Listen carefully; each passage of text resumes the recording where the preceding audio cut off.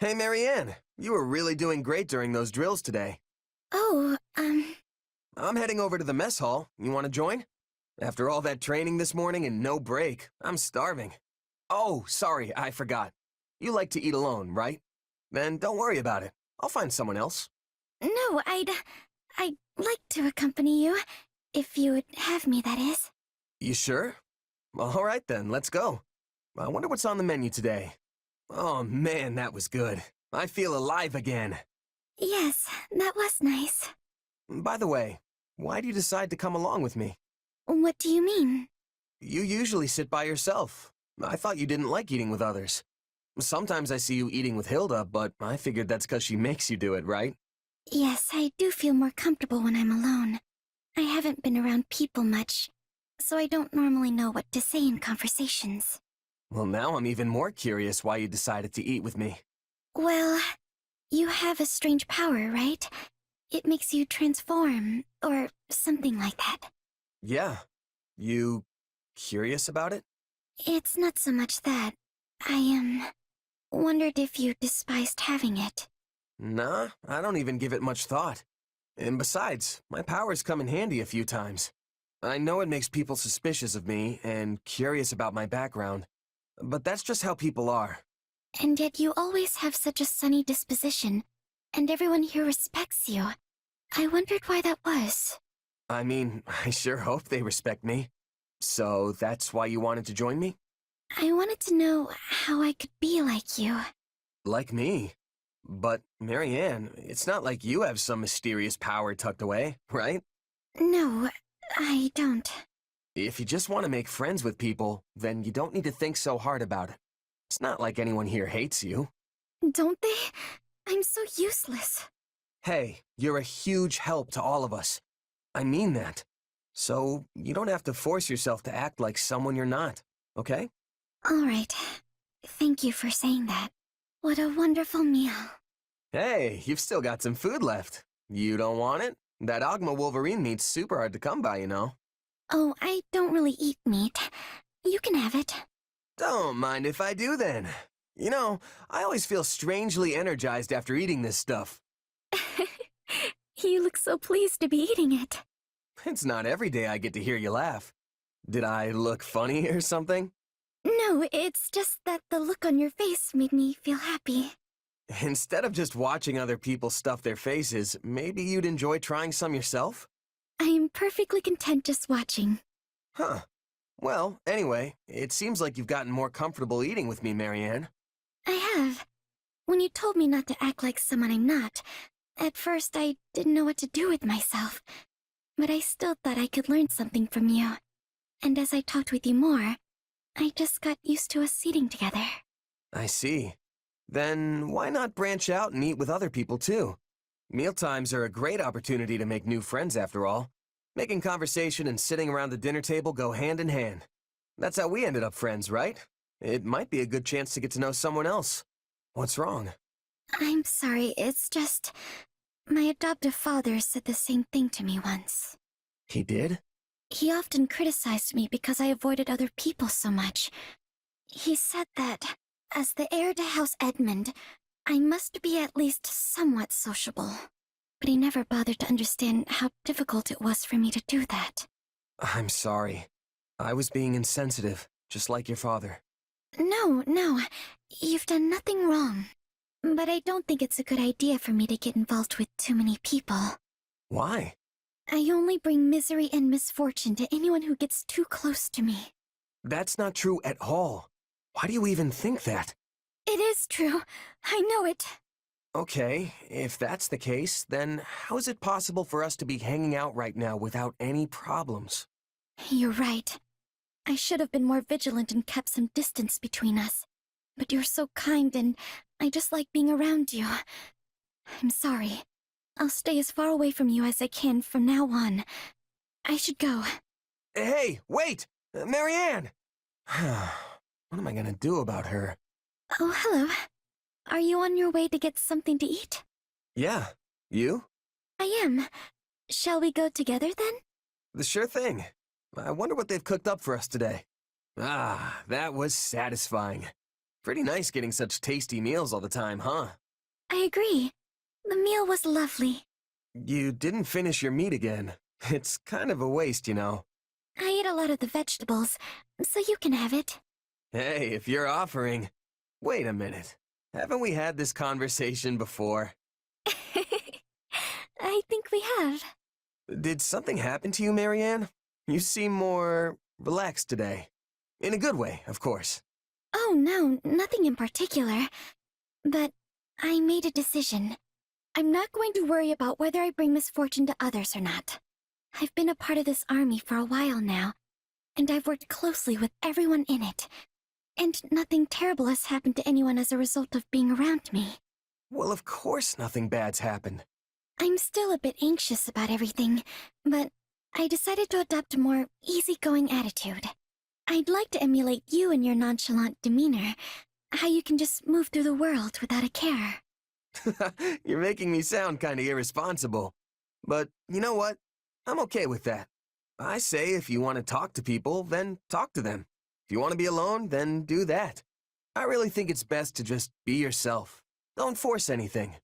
Yes, I think so too. But I fear my adoptive father might chastise me again if I say that to him. Yeah, he'll probably still tell you to make more of an effort. Most likely, yes. But hey, you never know. I don't think he'll be as insistent about it if he saw you now. You might not have noticed, but you're a lot different than you used to be. You're definitely somewhat sociable. More so, even. I just hope that's good enough for him. I'd like to think it will be. Well, I guess I don't really know what kind of guy your father is. Sometimes I think you say whatever pops into your head without thinking. I suppose that's what I like about you, isn't it? I can already tell I'm going to learn a lot from you. I wouldn't go that far. You're a lifesaver, Mercedes. Could you help me tend to this soldier's wounds next? Lady Mercedes, where would you like me to put this? Oh, yes, just a moment, please. You really have your hands full, Mercedes. Anything I can pitch in on? Oh, goodness. I appreciate your offer, but I couldn't possibly ask you to take time out of your day to assist me in these tasks. Hey, don't be like that. Anyone who's still got the legs to stand on after a battle needs to do whatever they can to help. I'm no physician, but I can at least help get some of this stuff organized. But you only just returned from combat yourself. Aren't you exhausted? Nah, not really. We weren't on the front lines or anything, so I'm still good to go. And I'm not buried in paperwork afterwards, unlike the others. Well, if you insist, I guess a little help wouldn't hurt. In that case, there's a box over at the training grounds. Would you mind getting it? There should be bandages and medicine inside, so you'll be able to tell which one it is just by opening the lid. Got it. Be right back. Oh my, wait just a minute. What's up? Give me your right hand. Okay. I knew it. You're injured. Here, I can patch this up in a jiffy with my healing magic. Whoa, it's all better. Thanks, Mercedes. You need to speak up from now on if you're hurt, all right? Don't be so nonchalant about your health. Hey, I could say the same thing about... Actually, never mind. Anyway, it should be easier to carry that box now. Thanks again, Mercedes. No, thank you for offering to help. Oh, and take all the time you need. There's no rush. That should be everything in its place now. And high time we took a break, if you ask me. Lugging all those boxes was hard work. Hey, why don't you join me for a meal? Might be nice to head into town for once. I'm not that hungry just yet, though. Oh, I've got it. If you'd like, we could have a tea party. I have a cache of delicious treats we can eat as well. Sure, I guess I could go for some tea. Where'd that idea come from, though? Well, I received some sugar recently as a gift from one of the soldiers I mended back to health. I used it to bake the most wonderful confections. I'd love for you to try them. Huh, that does sound good. And a little something sweet once in a while never hurt anyone. Then we're settled. Give me just a moment, I'll get everything ready. Whoa, these are incredible. I've never had anything quite like them before. I'm glad to hear it. I'm particularly happy with how those turned out. It does actually taste kind of familiar, though.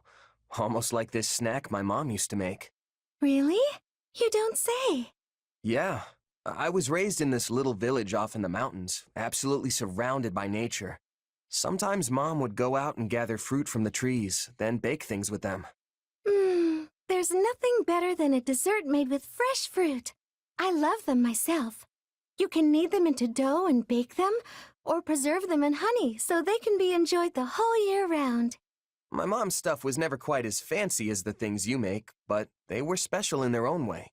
And even though we didn't have them too often, just one hint of that flavor and it's like I'm a kid again. Guess they were just that good. It's wonderful you have that memory to look back on. I can tell the time you spent with your mother was very precious to you. For sure. Though I don't remember it too well anymore. Can I ask you something? Do you ever wish you could return to the past? To those days with your mother? It would be great to go back if I could, yeah. We'd have so much more to talk about now that I'm older. But the past is the past. My mom is gone, and there's nothing I can do to change that. Yes. Yes, I suppose you're right. Hey, what's wrong? Was it something I said? Oh, my apologies. I must have been daydreaming for a moment there. Here, try this one next. I made it specially to pair with the tea. Sure. Thanks. Today's training was a total mess. My feet are killing me. We need to stay in peak shape, though. You never know when we might get tossed into a battle. True. We've got to be ready for anything. Mercedes? You daydreaming again? I've gotta say, you've been acting all kinds of weird lately. Have I? I feel perfectly fine, I assure you. You sure? Back when we had that tea party, you looked so, I don't know, sad. I suppose I can't hide anything from you. Things like tea parties with dear friends or seeing the trainees work so hard to improve. It reminds me of how things were before the war, if just for a moment. You mean back at the academy? Yes, and before that when I lived with my mother and my little brother. It also reminds me of the time I spent studying with friends at the School of Sorcery in the capital. Things may not have been easy then, but I would give anything to return to those days. Huh. I don't think I've ever seen you get this sentimental about something. The feeling surprises even me. All my years, I've gone wherever the current of life chose to sweep me. In truth, I used to think nothing ever went precisely how I wanted it to. But looking back now, I realize just how joyous all those moments really were. And yes, I'm aware it isn't good to dwell so heavily on the past, but I can't seem to help myself. There's no going back in time, though. It's better to focus your energy on the things you can control right now, in the present. Sure, we're smack dab in the middle of a war, but that doesn't mean you can't find joy in your day-to-day life. So keep pushing, and make the kind of decisions future Mercedes will look back on and be proud of. Thank you, truly. You're such a strong person. Still, you shouldn't keep all your emotions bottled up like that. We might not go back to the peace of the old days anytime soon, but we can still have tea parties. I'm always here to listen if you ever need to get something off your chest, Mercedes. You mean that? I'm so glad to hear it. In that case, why don't we have one right now? Sure, I don't mind. But why now? Because I used the money I'd been saving up to buy some more ingredients. Remember how we were talking about all those different kinds of delicious fruit desserts before? Well, I went ahead and whipped some up. I could never turn down an invitation like that. Can't wait to see what you came up with. Monica, why are you just standing there? I was waiting for you. You were speaking with Her Majesty, yes? Yep, just going over some strategy. Why? Did you need me for something? No, not exactly. So, what did Her Majesty say? Well, she wanted to get my opinion on how best to utilize our mercenaries, since they all use different weapons. We're going to be fighting some upcoming battles on terrain that'll make it harder to use lances, so we were trying to figure out how to deal with that. And you didn't speak of anything else? Well, yeah, but it probably wouldn't interest you. Mercenary stuff, you know? That's not quite what I meant. There was cake for everyone, was there not? And I'm pretty certain there were fresh flowers throughout the room. Did you not see them?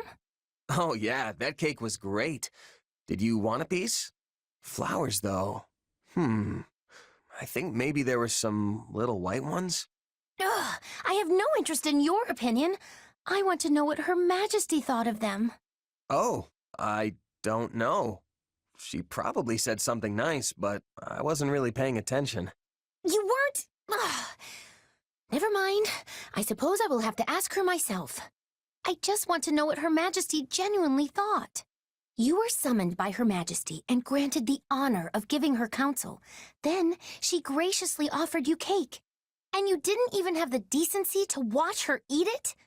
Honestly, what is wrong with you? Sorry if I let you down somehow. I don't think I really get what the big deal is, though.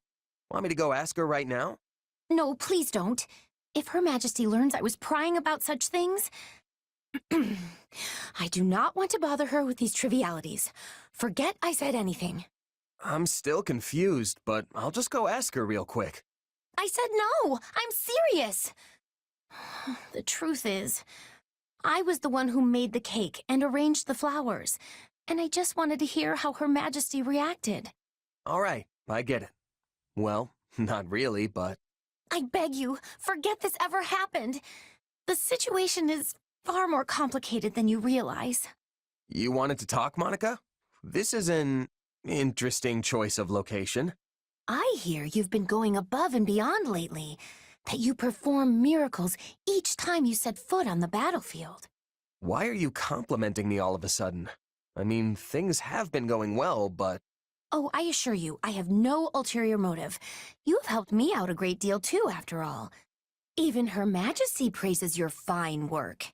She talks about you so much, in fact, I'm more than a little sick of hearing your name. Huh, she talks about me that much? Wait a sec. You aren't jealous, are you? Nah, that wouldn't make any sense. Indeed, it wouldn't.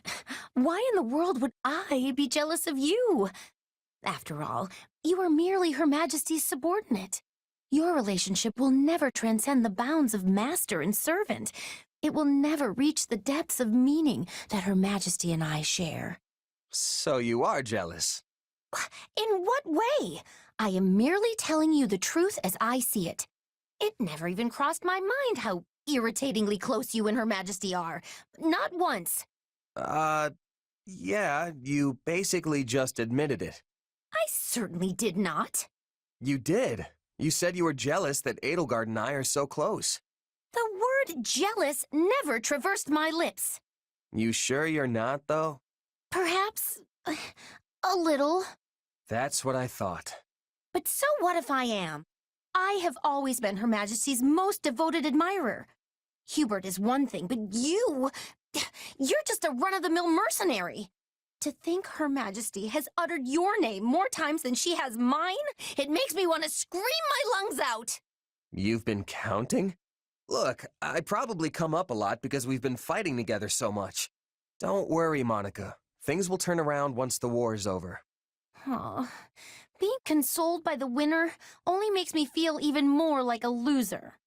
I can't believe it has come to this. I have no other choice but to ask for your help. What's come to what now? I will just have to show you. Come on, let's go. Interesting. Her Majesty refrained from drinking tea today. A bit unusual, don't you think? I believe the last time that happened was 15 days ago. Ergo, we can conclude she tends to renounce the beverage when... Hey, remind me why I'm doing this again? What's the point of recording all this stuff? Why not just hang out with her? It is not stuff. These are Her Majesty's great exploits. They must be accurately recorded and preserved within the annals of Imperial history. Not sure I'd call her tea habits great exploits.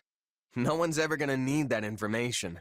And how do you remember this stuff? I couldn't even tell you what I had for breakfast this morning. I remember everything Her Majesty does. Every word she has ever spoken to me. Every morsel she has ever eaten. Not to mention where and when she ate it. Every sigh that has escaped her lips. Each and every one of her favorite... Yeah, let's stop there. This is all sorts of weird. Why do you say that? These are simply records that need to be kept. Just think about it for a minute. have you ever read a book on Adrestian history that lists the number of times an emperor sighed? There has never been a historian with a memory like mine, nor one who could keep such accurate records. Until now. The sole reason I have this excellent memory is to ensure that Her Majesty's great exploits are documented properly. But if your memory's so good, then there's no reason for me to help, is there? Oh, but there is. Her Majesty places a great deal of confidence in you. She often engages you in conversation, and the two of you spend an insufferable amount of time together. As such, you're able to obtain information I could not otherwise verify on my own. There is nobody more qualified than you to assist me in this undertaking. All right, fine. I get that you're serious about all this. I don't mind lending a hand when I'm not busy, and there doesn't seem to be much harm in it. For Edelgard, anyway. Spoken like a true confidant of Her Majesty. How dependable of you. It's no wonder she trusts you more and more each day, even if it is maddening. And so, the time has come for me to grant you a very special privilege. I will permit you to devote yourself to Her Majesty as a sign of your undying love. I'm honored, I guess. Does that mean you're not jealous of me anymore? I suppose not. We will be comrades, joined in our quest to bestow love and affection upon Her Majesty. Well, all right then. I wouldn't get your hopes up, though. I'm not really sure how I'd show my love for her, or if I'd even want to. Very well. You clearly still fail to appreciate the full extent of Her Majesty's charm.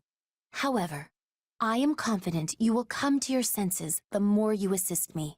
I hope that one day you will ascend and become a true admirer of Her Majesty.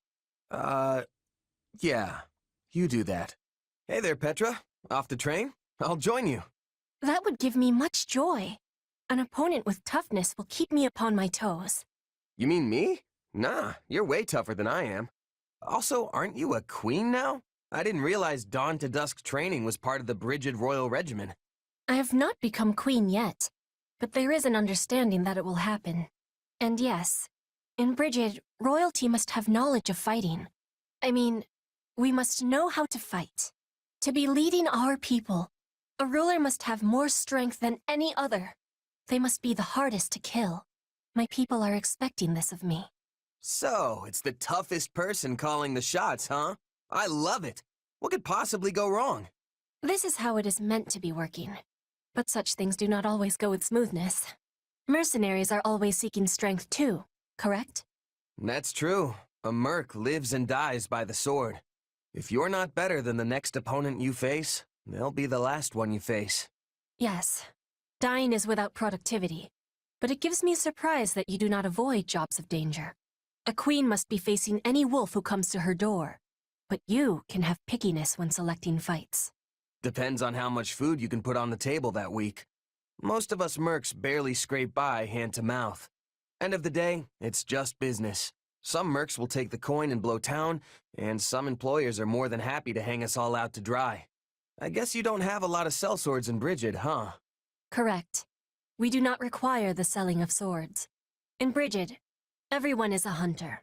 Everyone is a fisher. Everyone is a warrior. There is no need to be hiring, or to be hired. That sounds incredible. In a place like that, nobody'd have to risk their life just to get a bite to eat.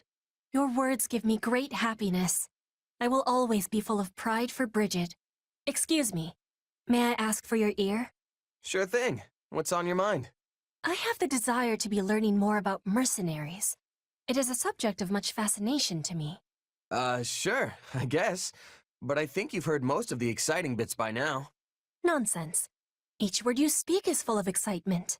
Please give me more illumination. For example, are you receiving payment for your work here? Sure, me and Edelgard have a contract.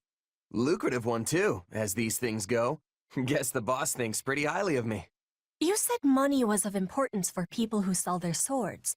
But what if an enemy offered a bigger payment? Would you be taking it? Are you kidding? I'd tell them to get lost before they could finish the offer. But there are plenty of mercs who wouldn't. Gold sings loudest, you know? Still, if an enemy can outbid your current employer, it means they've got a good shot at winning. And nobody who enjoys breathing wants to wind up on the losing side. So in Fodlan, one must try to be allies with the side that has more richness? See, that's the thing. Trust is its own currency, too. I mean, let's say someone shows up with a pile of gold and asks you to switch sides. Tempting, right? But you gotta be careful. You could take them up on their offer, only to learn that the money was just bait, and the guy actually wants you dead. And to make things worse, the honest employer you just stabbed in the back now knows you're as reliable as a three-legged horse. Point is, integrity means more to a mercenary than money. Probably should have led with that, actually. I have understanding. Trust is of importance to everyone, but that has even more truth for a seller of swords. You got it. Oh, and trust me, folks who hire for the best jobs make sure to know everything about you before extending the offer. But there's a flip side to that coin. If you're the type of employer who likes to leave mercs in the lurch, you better believe that word will get around. Hard enough to stay alive without that nonsense. That is a thing we all share in common. We wish to keep breathing, as you said. And what if I was offering a job? We are on the same side. Would that be betrayal? Bridget is a land of richness. We can offer much in exchange for the selling of your sword. Sounds tempting, but I can't. I've got to see my current contract through first. Also, didn't we just get done discussing how terrible it is to abandon a job before it's done? I knew you would be declining. You are the model of a mercenary. This war is going on and on. Do you think we will ever have sight of the end? Yeah, I do. Maybe not today or tomorrow, but it's definitely out there on the horizon. It will be good to be putting this war behind us. When the war is finished, what are you wishing to do? That's a pretty big question. Then I will give more clarity. How will you be supporting yourself when your contract is completed? If you have the desire, you could come to Bridget with me. Wait, seriously? I thought you were just pulling my leg about that. I would never be pulling your legs. Also, I am speaking with seriousness. After losing the war with the Empire, Bridget was forced into becoming a vassal state. But this war is giving Bridget the chance to stand on equal feet again. We will be opening our borders to Fodlan. The exchanges between us will flourish. I am needing a person I can trust to give me help with this. Huh. Please, accept my apologies if the offer was given with too much suddenness. No, it's not that. I was just taking a moment to admire you. This war has been particularly ugly, and it seems like we're tearing each other apart on a daily basis. But people like you and Edelgard are already thinking about what comes next. How to plan for it. You're every bit the ruler they are. No, I am different. I am the Queen of Bridget. We are the proud Isles, placed upon the sea by the spirits, who are watching over us to this day. Our future has the brightness of the sun. I am hoping you will be at my side as we are shaping it. Powerful words. And I'm happy you put that much stock in me. Honestly, it's a good fit. I've got nothing tying me down. No family, no titles, no property to speak of. I am not asking for your answer in this moment. I know your sword is sold right now. But when this war is over, I hope the making of a decision is at the top of your to-be-doing list. That is why I am approaching you so early, because I am very, very sneaky. Fair enough. I'll keep that in mind. And I don't blame you for trying to sneak ahead of the competition. Honestly, I'm kind of flattered. So, how about this? Let's both make it through this war unscathed and decide what comes next together. Hey, I was wondering if I could ask you something. I heard that you don't have any parents. Is that right? Yeah, the woman who raised me died, and I don't even know who my birth parents are. That must be tough for you, huh? I don't really feel sad about it or anything, but I do think about my birth parents sometimes. It can weigh on me, not knowing who I really am, you know? Well, you might not know who you are, but you still work hard and you keep your chin up through it all. That makes you super strong in my book. Hey, Raphael, your parents are gone too, right? Yeah, both my mom and pa died in an accident. Well then, you're just as strong as I am. You work harder than anyone I know, and you do it all with the biggest grin in the world. Of course. It's easy when you love training as much as I do. Hey, I just realized something. We've sure got a lot in common. Our parents aren't with us anymore. We're both commoners scraping our way through this war, and most importantly, What can be more important than that? both of us have got some serious brawn. I appreciate that, but our body types are completely different. Not sure this really counts as brawn. Sure, you're a little scrawnier than me, and maybe a lot smarter. But you know, my brain's been getting a constant workout ever since we opened the inn. You have an inn? Oh, yeah. I went home and started one up with my grandpa and little sis once the academy shut down. Running a business like that takes a surprising amount of muscle. Sure, there's regular stuff like hauling things around, but you need brain power too. If you ever want to make a profit, you have to pay real close attention to keeping the books straight. I mostly let my sis handle that stuff, though. That muscle still needs more work for me, which means I'm in charge of the cooking. But that has its own share of problems. Yeah, it can be tough to find your footing when you switch jobs, especially if you have to start doing things outside your wheelhouse.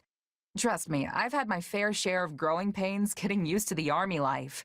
Everything's way different from how it worked with my merc groups. But don't you just fight? That doesn't seem so different to me. As a mercenary, the only thing you're responsible for is yourself. Show up and do the job right, and you'll get your pay. But having soldiers to command, people I'm in charge of beyond just myself, that's a huge change for me. And there's way more to military work than just plain combat. Stuff like managing resources, making sure everyone has the weapons and armor they need. I don't think I'm bad at math per se, but it's definitely not something I'm used to doing. And the more stuff there is to keep track of, the harder it all gets. Hey, you're not so good at using your brain either. We're practically twins. That makes us pals now, right? I've got your back. So you just keep on working hard, buddy. Right back at ya. Let's keep fighting the good fight. Hey, how's it going? You been getting enough food? Definitely. I'm eating way better than I was back in my mercenary days. You didn't eat so good, huh? I spent most of my time moving from place to place, so I had to manage on my own. I'd just fling whatever I could get my hands on into a pot. Can't say any of it ever tasted too great. Wow, I'm surprised you could even live like that. And you never stayed at an inn? Sometimes, if one happened to be nearby and I had a little extra money lining my pockets. But I never really felt like the food there was any better. Sounds like you were at all the wrong places then. Nothing fun about a bad meal, I always say. That's why I want my inn to be known far and wide for its delicious food. I was actually hoping to do some cooking out here, too, so I could hone my craft. But I don't think it's going so good. You want to know why? Well, you did say you weren't all that great with detail-oriented work. You're not wrong there. But that's not the only reason. See, all the meat and fish we've got in the pantry is preserved. When you're not working with the fresh stuff, nothing you make's gonna have people hollering for more. You think? But there are dishes from all over the world that use ingredients that are on the verge of going bad. You sure that isn't 'cause they don't have a choice? I'm no expert, but I've heard it can make a nice cut of meat even more savory depending on how you prep it. Huh. Maybe we can learn some more if we ask someone who's from one of those places.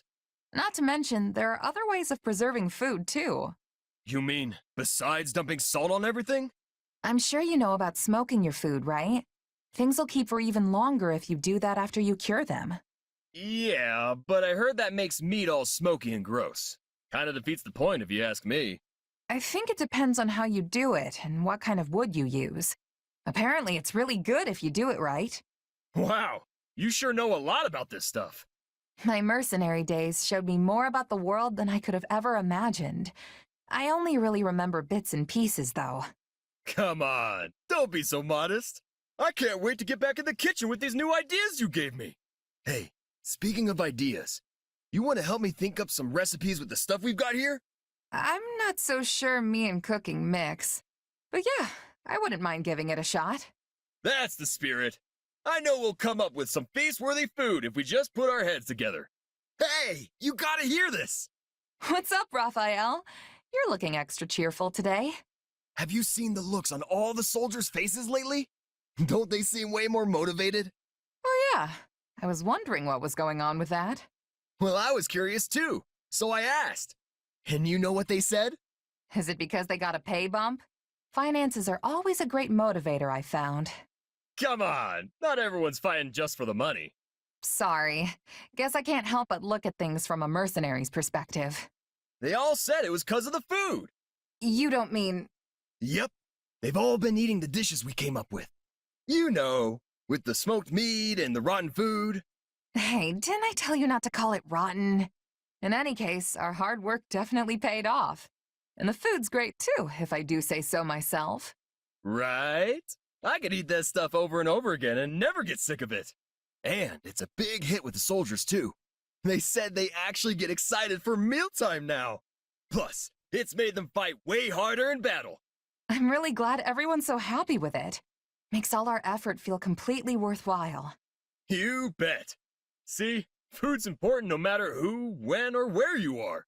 Yeah, back in my mercenary days, I'd scarf down any old scrap so long as I was full at the end of it. But I've changed my outlook.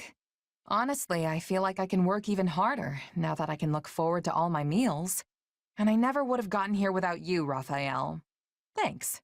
Huh. I was just thinking the same thing about you. Guess we helped each other equally. You know, I scrounged up every last piece of gold I could find just so I could go to the Officers' Academy and become a knight. But once it shut down, opening the inn was basically my only option. But then, running the inn helped me realize all sorts of important stuff too. And now I'm sure, once this war's all wrapped up, I'm gonna do whatever it takes to become the best innkeeper in all of Fodlan. Sounds like a solid plan. But you'll probably need to up your cooking game even more if that's the end goal. Yeah, I bet I'll have to train under a real great chef to get me where I want to be. Oh, and while I'm at it, I'm gonna come up with a brand new style of cooking. Something that'll really work my muscles. What would that even look like? Well, I don't know. I haven't invented it yet. Whatever the case, I know what I want to do now. Hey, what do you say to tagging along with me? I think you've got a real knack for this cooking stuff. I'll think about it. Just be ready to have me showing up at your doorstep if the mercenary work ever dries up. So you're gonna stick to being a hired hand, huh? Well, as long as that's what you want to do. Oh, but keep an eye out for an invitation from me. You'll definitely have to come over and try all the rotten food I cook up. Seriously, stop calling it that. But thanks. I'm looking forward to it, Raphael. Well, if it isn't our mercenary friend, I trust you've adjusted to life in the kingdom by now. Yeah, more or less. I've been here a few times before on the job, so it's not too big a shock. But I've never lived as far north as Ferdiad. There's still a bunch I need to get used to. Stuff like the wind blowing straight through you, or how it's always so stupidly cold, even inside, or how you can't go out after a blizzard. It snowed so much one night that I couldn't even open the door in the morning. Thought I was off to meet the goddess that day. An amusing enough story when you tell it like that. But Fargus winters are no joke. They're harsh, unforgiving beasts. Tell me, have you grown to despise the cold? Nah, it's not so bad. I mean, sure, all the snow is really annoying, but it's also beautiful. You can't see lamplit streets covered in this stuff anywhere but here. I thought the same when I was young. Though the more years I gain, the more frustrating it becomes. Nevertheless, this brutal tundra is the only home we have. Meaning there's nothing to do but adapt, persevere, and enjoy the lives we've built here. Adapt? Like how the messengers ride Pegasi instead of horses during the winter? Exactly. The sight of those majestic creatures soaring through the frost-ridden sky is one unique to Fargus. No matter how much snow blankets the ground, our Pegasi, quite literally, rise to the occasion. When my son and his majesty were still just boys, they followed one off into the frigid mountains of all places. By the time I found them, they were but two shivering masses on the ground. For a moment I thought my heart would never beat again. So Felix has been getting into trouble ever since he was a kid, huh? His penchant for danger is unchanged, yes. Though I fear his disposition has grown far sharper. The hardships of becoming Duke at his age are undoubtedly weighing upon his mind. I don't know. I don't think you need to worry about him. He can take care of himself just fine. A fair point. Perhaps it's time I let him spread his wings like the Pegasus he chased all those years ago.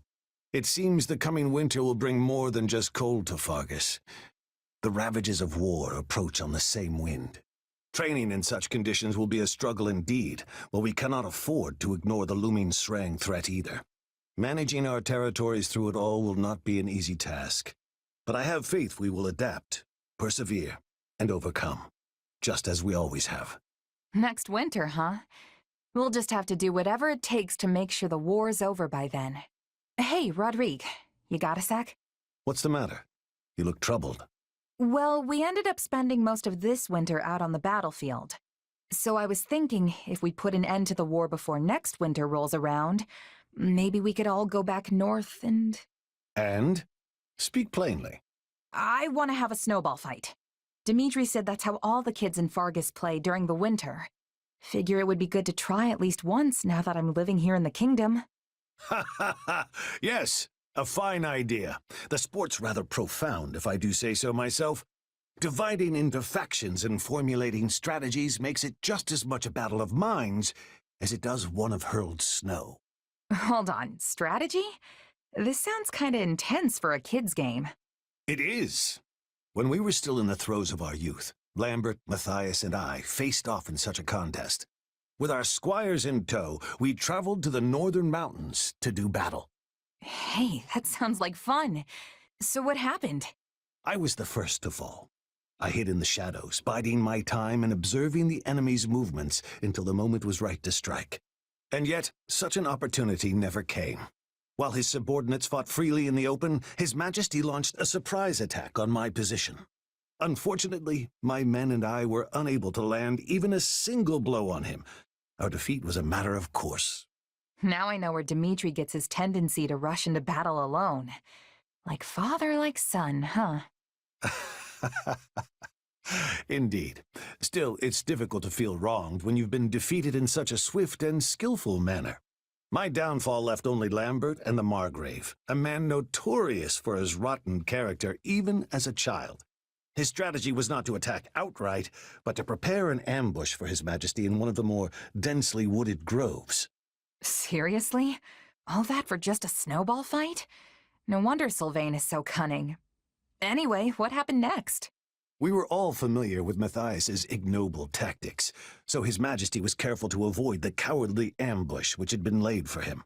At last, just as the opposing generals were staring each other down, Gunnar, the current Count Galatea and noble, many years our senior, emerged from the wood to put a stop to it.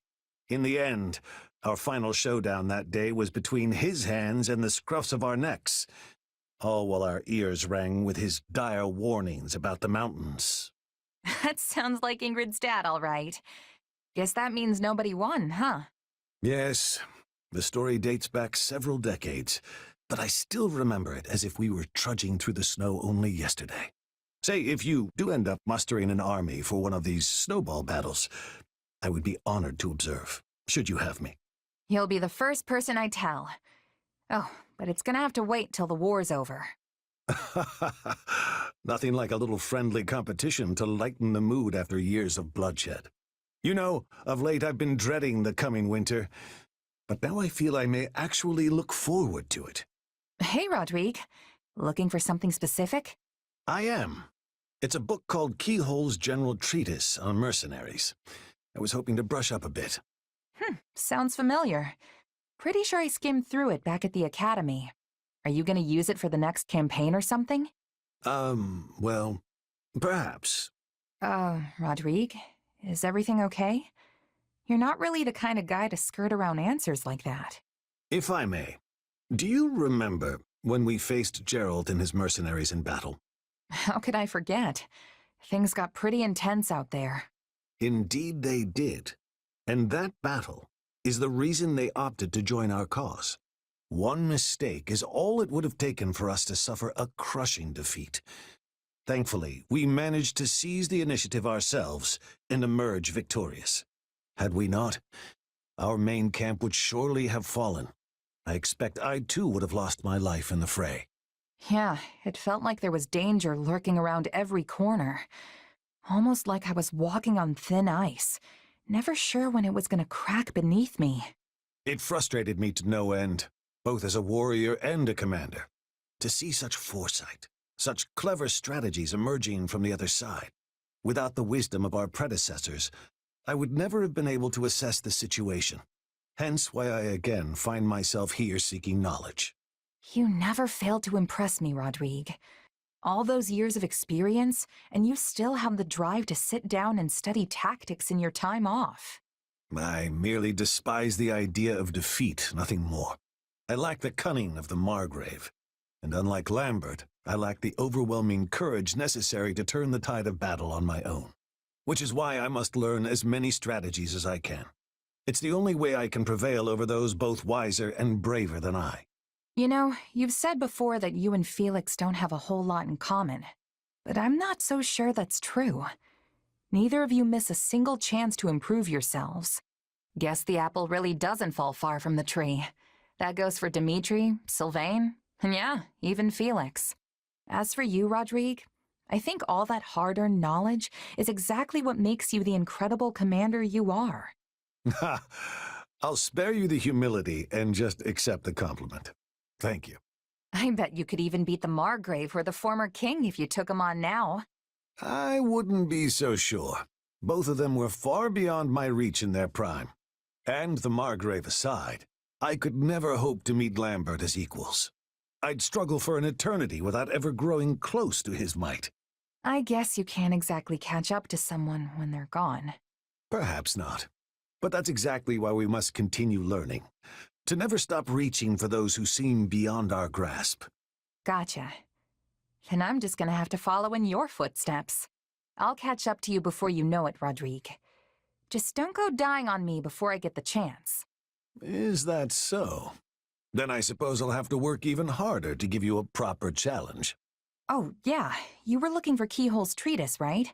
Let me go ask if anyone knows where it is. Oh, will I really make it home next winter? Ah, I wanted to speak with you. You have made quite the name for yourself recently.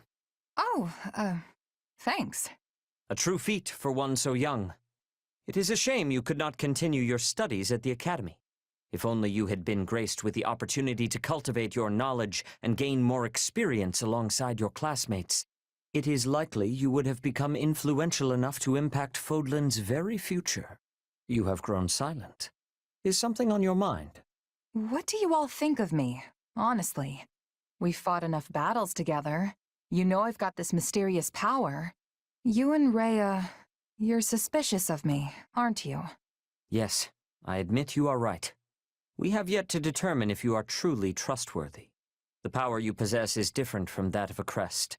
That alone is cause for suspicion, if I may be so blunt. You might not bear us any ill will, but what if you were to succumb to the manipulations of someone like Tomas? That doesn't sound very likely. Although, I guess it's possible I could accidentally hurt someone with it. Precisely. And furthermore, the victim of said accident could be the Archbishop. Or my sister, Flayn. We must remain vigilant to even the slightest possibility of danger.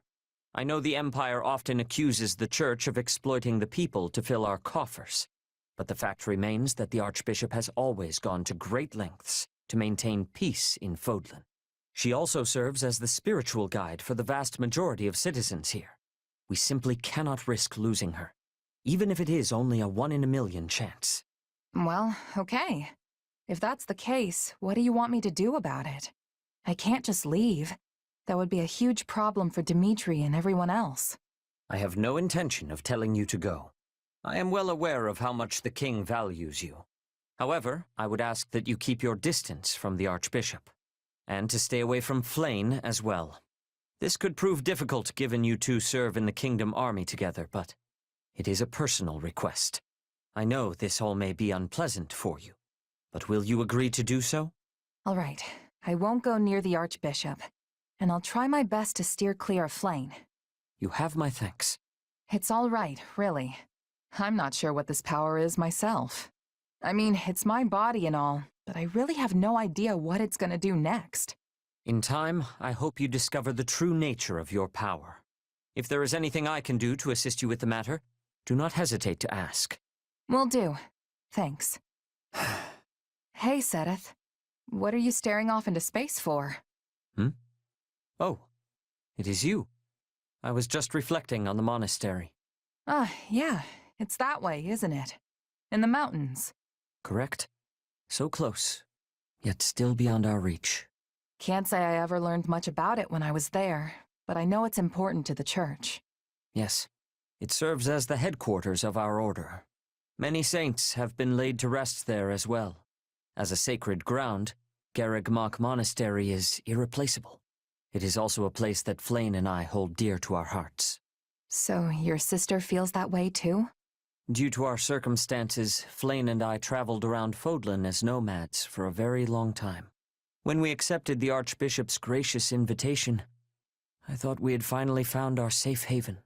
That it would be taken from us so easily is almost too much to bear. Well, that's all the more reason to take it back then. I'll do whatever I can to make that happen.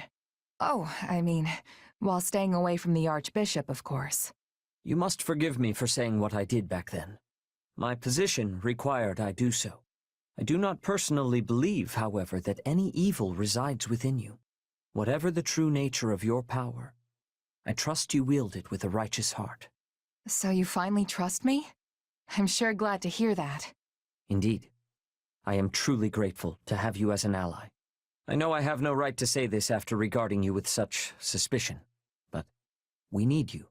I pray you will continue to lend us your strength, not only for the Church, but for the future of Fodlan itself.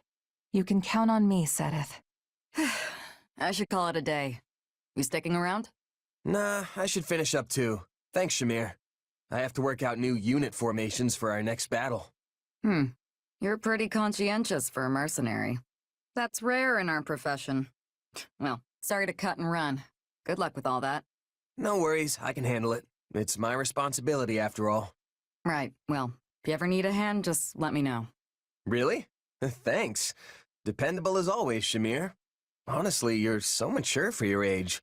You always seem so composed, almost wise, even when we're just chatting. I wouldn't say wise. Save that for the higher-ups.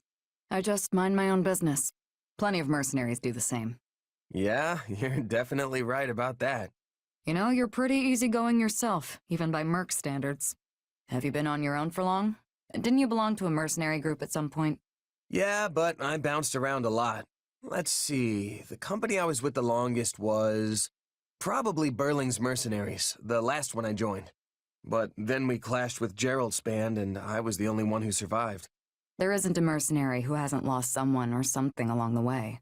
But losing trusted comrades stays with you. Yeah. Captain Burling, Getz, Lasley.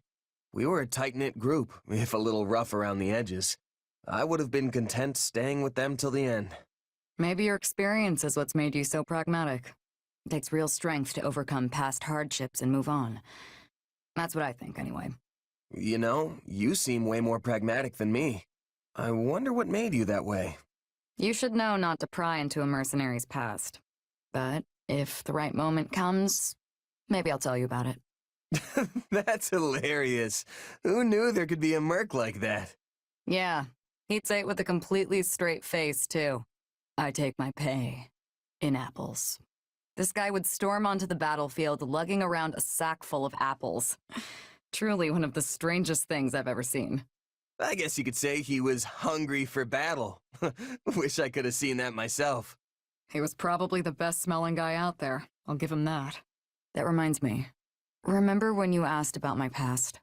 Yeah, sorry if that was out of line. I shouldn't have pried. No, it's okay. Actually, I thought I would tell you, if you're still interested.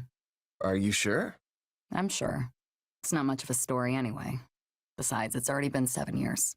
I used to belong to an organization that was less a group and more like one giant mercenary state. Not the kind of place you go for building bonds of trust and camaraderie. Still, there was one person there who I thought of as a partner. As you can probably guess, he was killed. And that was that. What, that's it? That's the whole story? Then again, I don't know why I would expect otherwise. But why'd you want to tell me all of a sudden? I thought you hated talking about your past. I felt a little guilty. You shared your story with me earlier, but I didn't tell you mine. At the time, I wasn't about to go telling some stranger all about my past. But now I think you're at least somewhat trustworthy. So I told you. That's all. Seriously? Wow. I'm really happy to hear that, especially from you. Why? Everyone here adores you. I'm sure you hear stuff like that all the time. All the time? Come on, that's an exaggeration. I've always felt that you were a more distinguished mercenary than me. Earning recognition from a merc I respect is a real honor. So if you see me as some sort of senior mercenary, I guess that makes me the mentor in this relationship. I guess. I see. All this time I've been treating you like an equal, but maybe I should have been taking you under my wing instead. How would you feel if I took you up on that? Seems like fun. Yeah, well, you know what else is fun? Any person I mentor has to pay for drinks. All of them. No way. What kind of deal is that? Just a joke, sorry. I have no intention of treating you any different. I should have known. That's why I like you, Shamir. Well, well, just the gal I wanted to see. I've got a bit of a favor to ask. You know that special sword you fight with? Well, I was wondering if you'd let me take a peek at it. Sure, if you want. Can't say I expected this kind of interest coming from you, though. It'd be one thing if it were Dimitri or Felix asking. You know how they get about weapons. But you? You do remember I'm the heir to House Gautier, don't you? I've been studying the art of combat ever since I was just a kid. Well, you always skip out on training, so... Anyway, here. This work? It sure does. What a weird sword. You know what it's made of? It doesn't look like iron or steel to me. I couldn't tell you. Honestly, I have no idea. What about how you can make it appear right out of thin air? Is that some sort of magic? Nah, not exactly. It kinda just comes to me when I call it. Well, that's vague. One more question then. Would I be able to use your sword if I wanted to? Doubt it. The thing vanishes the second I let go of it. But hey, why do you want to know so much about it anyway? I guess I was just thinking how nice it'd be if there were more weapons like yours out in the world. You know, a hero's relic can take down hundreds or even thousands of soldiers in a single swing. Depending on who's doing the swinging, of course. But as soon as the wielder dies, that's it. If you don't have a crest, it's nothing more than a fancy-looking hunk of whatever they're made of. Of course, that wouldn't be an issue if everyone could just use a sword like yours. Maybe so, but that doesn't make it possible. I mean, there's still so much even I don't know about it. Right. It's not like you can just make a second one or something. That's actually a pretty interesting idea. You've given this a lot of thought, haven't you? Hey, you're talking to the future Margrave Gautier here, remember? Of course I'd think about this kind of stuff. After all, us nobles wouldn't have nearly as much work to do if everyone could fight with the relics. And then I could spend all my time flirting with you instead. Yeah, not interested. Don't make me tell Ingrid about this. Harsh, though I do like that about you. Come on, let's see that sword of yours a little more. Never thought I'd see the day you shut yourself in your room to read. I hear you've been pouring through every book on magic you can get your hands on. Hey, I read sometimes. Anyway, I had this great idea I needed to do some research for. I'm afraid to ask. Wait, what's that diagram? A perceptive question. This here is a blueprint I came up with for a new kind of fire orb. Really? You're talking about those flame-flinging siege weapons, right? Because that looks pretty small for a fire orb. Well, that's the point. I want to make it so that our knights can carry one around as easily as they do their swords. What would that accomplish? Knights don't have the training to use something like that. Right you are. The wielder needs both special training and some natural magical ability to use one. At least that's the case with our current fire orbs. Which brings me to my main goal, making it so that anyone can use them, no matter their background. I mean, think about the havoc we could wreak if your average knight or myrmidon could also blast out some fire magic whenever they wanted. That's actually a great idea, Sylvain. I bet we could come up with some amazing battle strategies with those things. Right? I knew someone as special as you would understand. Either way, it won't be ready anytime soon. I'm not sure when I'll finally be done with it, honestly. If you don't hurry, the war will be over before you're finished. Battle's not the only place it'll come in handy. People who don't have any other training could use it for self-defense. Huh. Come to think of it, That's the same reason you were so interested in my sword. Does this have to do with House Gautier? I know your family's been dealing with Sereng for years now. Yeah, more or less. We've gone through some pretty tough times. My father's first wife, Miklon's mom, she died in a Sereng raid. We've managed to hold the border for about 100 years now thanks to the Lance of Ruin. But they keep pushing our limits. Frankly, I admire their determination. It did seem like Margrave Gautier was pretty used to fending off their attacks. It's not like he's had much choice. Once I inherit his title, I'll keep doing whatever I can to hold them off. But it's going to be tough without a stronger military. If the king had forces of his own, he could send them in at a moment's notice whenever we were in trouble. Problem is, the last king already tried something like that. It ticked the local lords off to no end. Makes sense. If the king grows stronger, everyone else loses a little bit of their own influence in comparison. Anyone would have a hard time swallowing that. I'd say it's worth it if it means the kingdom won't descend into chaos. Whatever the case, any reforms we enact will need to be peaceful and well-founded. Which is exactly why I want us to be able to fight on our own, without having to rely on our relic or on other lords. Well, Sylvain, you actually sound like a real heir now. It's a nice change from all the skirt chasing you used to do. Hey, the future of my house is on the line here. Even the laziest guy in the world would be worried about that. Sure, the kingdom might be a half-frozen stretch of dirt, but it's my half-frozen stretch of dirt. And it's the only home I've got. Home, huh? Ugh, today's training was rough. Guess I need to start working even harder if I want to keep up. You know, it's incredible just how into all this you are. But I do feel kind of bad for you. Why? It's my own fault for not being up to snuff. Just you watch, Sylvain. I'm gonna stand head and shoulders above everyone else in the next battle. That's not what I mean. I feel bad that we roped you into this war. The only reason any of us are fighting is to keep our homes from being destroyed. If we fail, we'll lose everything. Our houses, our families, the places we grew up. But you don't have that kind of personal stake in this thing. You can live wherever the wind takes you. True. I am a bit of a nomad. Isn't there anywhere you call home, though? Well, sorta. I grew up in a remote village off in the mountains, so that's probably the closest thing. But it's hard to really say for sure. Honestly, I doubt I'll ever understand what it means to have a home like all of you do. So what? Are you just in this for the money, then? If I'm getting paid for a job, then I'll do whatever it takes to see it through to the end. And of course, I want to keep my friends safe, too. A very you answer if I've ever heard one. Not that that's a bad thing. Really, I think this is the closest thing to a home I've ever had. Because I've got all of you here. Are you sure? This place doesn't make for quality living, trust me. I mean, it's cold, it's desolate, and there's nowhere to go to have any fun. Plus, we've constantly got enemies like Sereng soldiers coming at us from every angle. Well, I can't deny that. But it's still important to you anyway, right? Yeah, there's no doubt about that. And it's our job to make it a place where everyone can live in peace. Right. Who knows what'll happen after the war. But for now, I'm with you guys every step of the way. I appreciate it. Oh, yeah, and about those plans for the fire orb I showed you?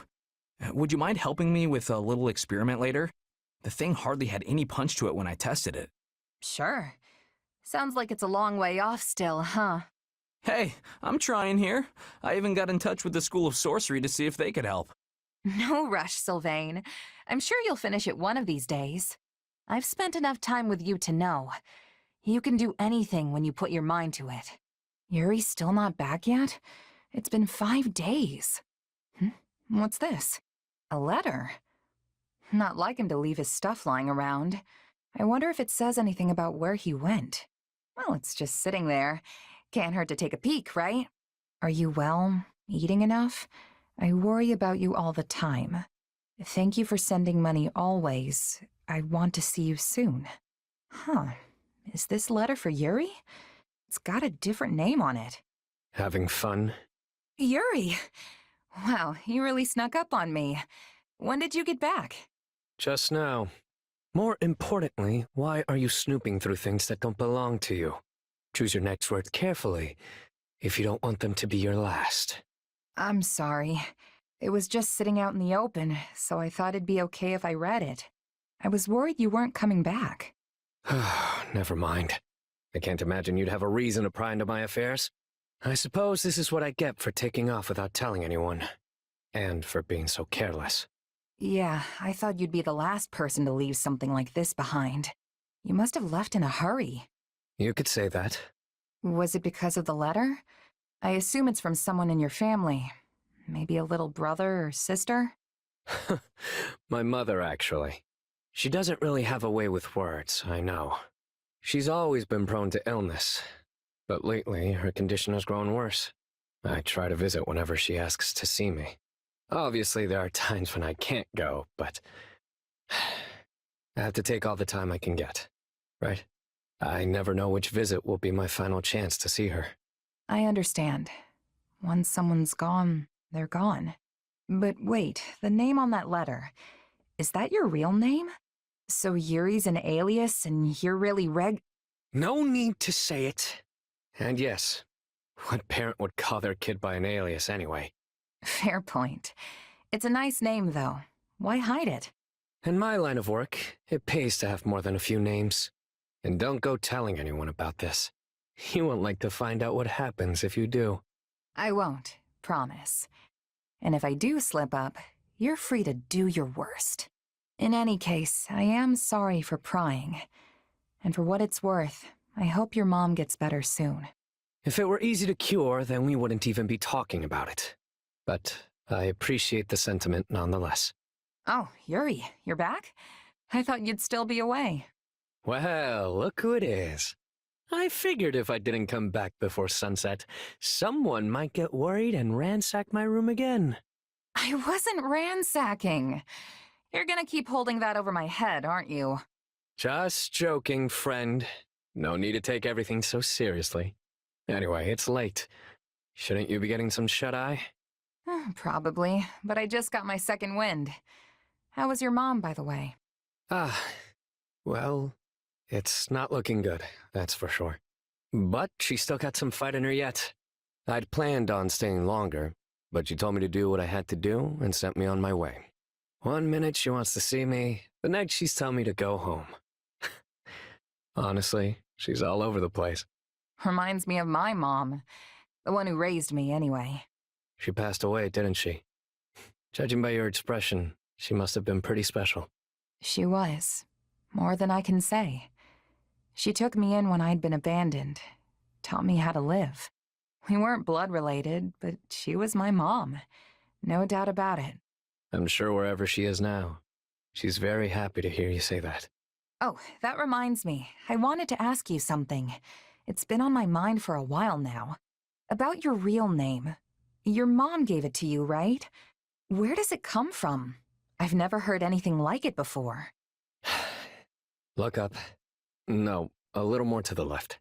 See that bright star over there? Bright star. To the left? Which one? There are thousands of stars up there, and they're all bright.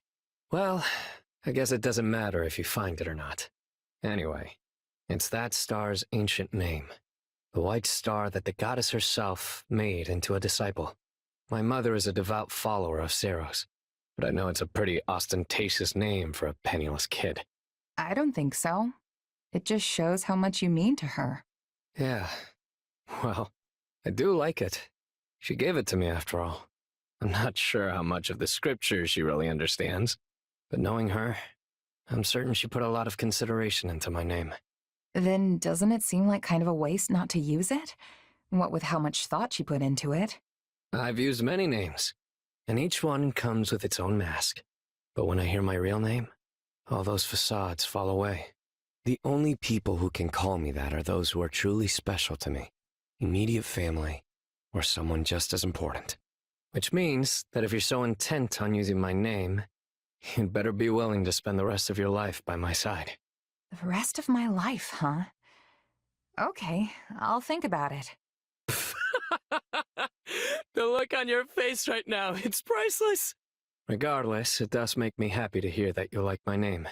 And if you ever decide you're up for it, let me know, okay? I'll think it over too, just in case.